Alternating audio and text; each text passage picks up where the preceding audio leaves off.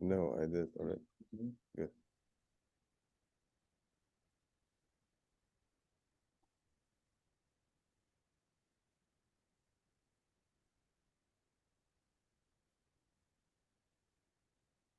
Good afternoon, guys. Um, can you hear me well? Yes. Okay. I just would like to welcome Casey. She just joined us, and I think this is her second week. Welcome aboard, Casey. Today we're gonna talk about syncope. So you guys don't if you don't really uh, uh, kind of share topics or ask about topics, we have to choose topics, and I'm not sure what topics are of interest for any of you or some of you, but if you feel that we need to discuss anything, please let us know. Today, we chose to discuss, syncope because it's really prevalent to what we do and kind of puzzling at times. Also, it's kind of common to encounter syncope or syncope patients at nursing home facilities. So when it comes to syncope, remember it's kind of common to have syncope in patients. Uh, the uh, the likelihood of cardiac etiology behind syncope becomes higher and higher in elderly patients. So I'm okay with having syncopal episodes in younger patients in their 20s, 30s, and 40s, but usually I'm not okay with having syncopal episodes in somebody in the 60s, 70s, or 80s because as we get older, the likelihood of having arrhythmias or other etiologies for syncope, cardiac etiologies for syncope becomes higher. So when it comes to syncope, remember you need to rule out other etiologies for loss of consciousness, and the number one is really seizure disorder. Some syncopal episodes can react as a seizure disorder, or give you the seizing or the contractions, the loss of consciousness, and kind of picture similar to uh, to uh, uh, seizures. So that's going to be very difficult for us to rule out seizure in that case, or neurological etiology for the syncopal episode. But in general, loss of consciousness by itself without having movements, it's reflective of syncope per se. And syncope, as a definition, is loss of consciousness, most of the time related to decrease in blood supply to the brain, and the brain needs high oxygenation to be able to maintain awareness. Um, so the number one etiology for syncope is vasovagal or neurocardiogenic syncope. It happens mainly in younger patients, mainly in women. Usually, it's preceded by uh, uh, not feeling well, a little bit of nausea, about to vomit, tunneled vision, and usually patients pass out, kind of slowly. In other words, sometimes they sit down and they pass out. They don't really go full-blown loss of consciousness, and that's most of the time related to vasovagal syncope.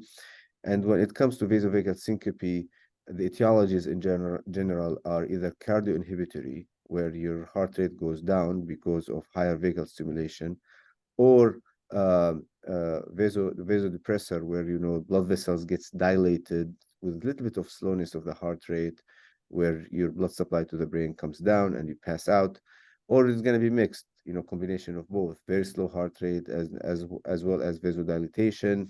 You get hypotension, decreased perfusion to the brain, and you pass out. And that is in general in patients who are younger and healthy.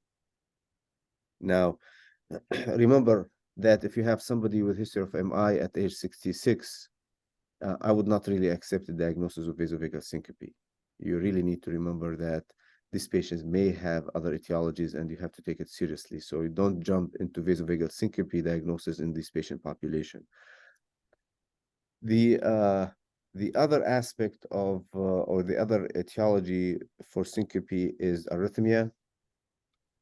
Um, Usually in older patients, usually in patients with previous heart disease, usually arrhythmia-mediated syncope is either preceded by chest tightness or sometimes is sudden.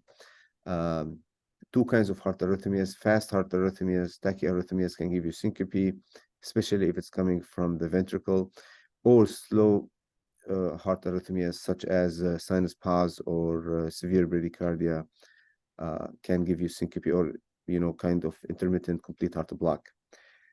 Can give you these kind of passing out episodes. And in general, patients with previous heart disease and patients who are elderly can have this kind of syncopal episodes. Um, the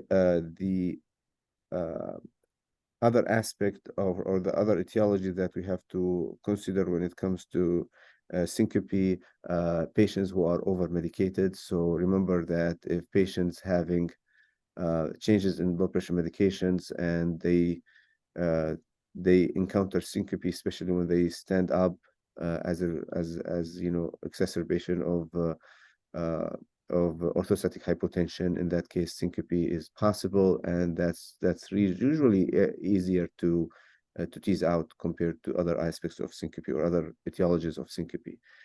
So always remember to ask about medications, about hydration status, and so forth. When it comes to workup, syncope workup is extremely expensive. Um, in younger patients, I won't recommend to do carotid ultrasound for these patients. In fact, it's really extremely rare that you're going to have carotid etiology for syncope because remember, you have the two vertebral arteries on the back, and those are able to maintain enough blood supply not to lose consciousness. So the carotid ultrasound in general is not really indicated in the cases of syncope, and that's against what we used to believe. Echocardiogram is always an indication. Every patient with syncope and collapse should have some kind of echocardiogram to rule out valvular heart disease, such as aortic stenosis. Sometimes aortic stenosis can manifest as syncope, what we call Brown-Wald triad, which is angina, stable angina, shortness of breath, or dystonia exertion, and syncope. When you encounter something like that, then your aortic stenosis is pretty severe that you have to replace the valve. So in elderly patients, if you encounter syncope, listen to the heart, make sure there's no aortic valve stenosis, and make sure that echocardiogram is done to make sure to rule out structural cardiac related etiologies for the syncope.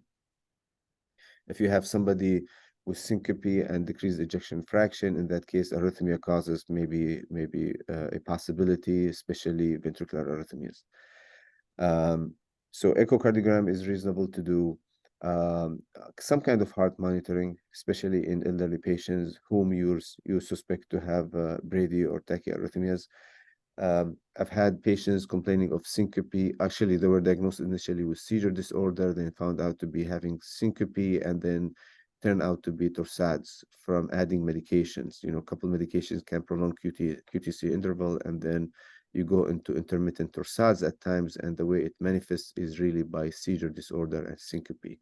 So always remember medication, especially in patients with prolonged QTC interval, and that can be related to arrhythmia etiology, as we said before.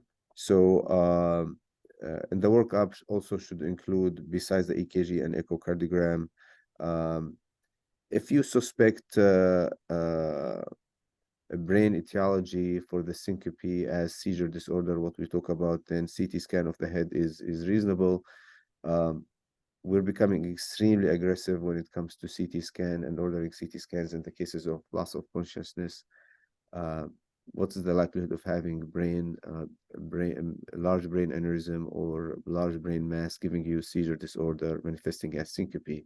is extremely rare, but it's a possibility, and history and physical can take care of that most of the time. So make sure that patients are being hydrated. In other words, hypovolemia or dehydration, on top of not not able to have good water access, especially in the nursing home facilities, on top of multiple blood pressure medications and medication to slow the heart rate down. So that can be another thing that you have to look at and make sure that these patients don't have too much of medications to give them the hypotension and vasovagal hypotension and syncope, hypovolemia and syncope. So that's also another thing that you have to look at. So again, echocardiogram, EKG, some kind of heart monitor, especially in the elderly patients, to make sure that they don't have arrhythmias as etiologies for syncope. And always remember that there is a huge percentage of syncopal episodes, especially in younger patients, are idiopathic. So no matter how you look at it, no matter what you do, you're not going to be able to identify etiology, and you really need to live with that. In other words, you do your workup, you don't identify etiology, then in that case it's okay. Now, for people in Jacksonville here, if you think that the syncope may be related to arrhythmias, you do your heart monitor, you can't identify etiology, then loop recorder monitor is reasonable to do. I can tell you that at the clinic, I have a lady, 23-year-old, came in initially to see me at age 21. Syncope, we thought about Potts syndrome and vasovagal syncope. And then, she fell a couple times, broke her teeth. So I told the mom, who is a nurse, I told her what we can do. We can do loop recorder and see what's going on. That's the maximum we can do. Did not have any episode of syncope until 2 years later. She had the 22-second pause.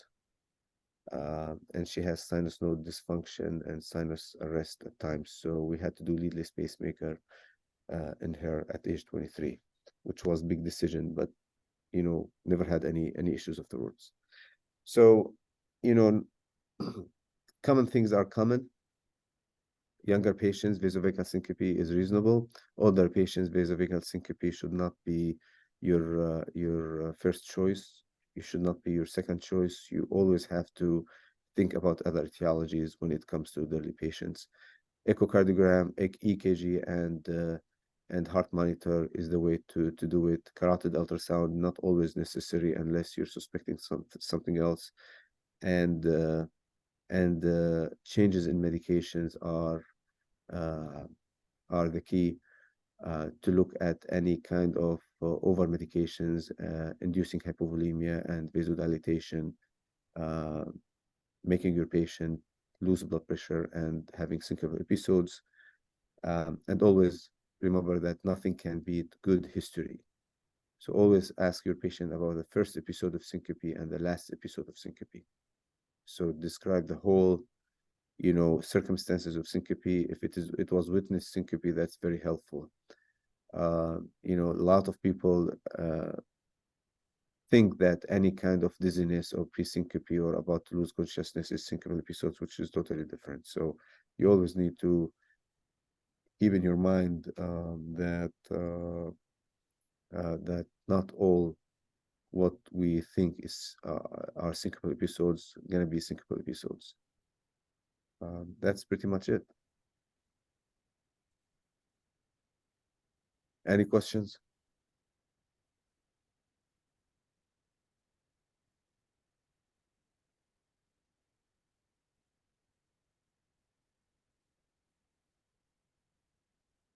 All right. I'll turn it to Nick.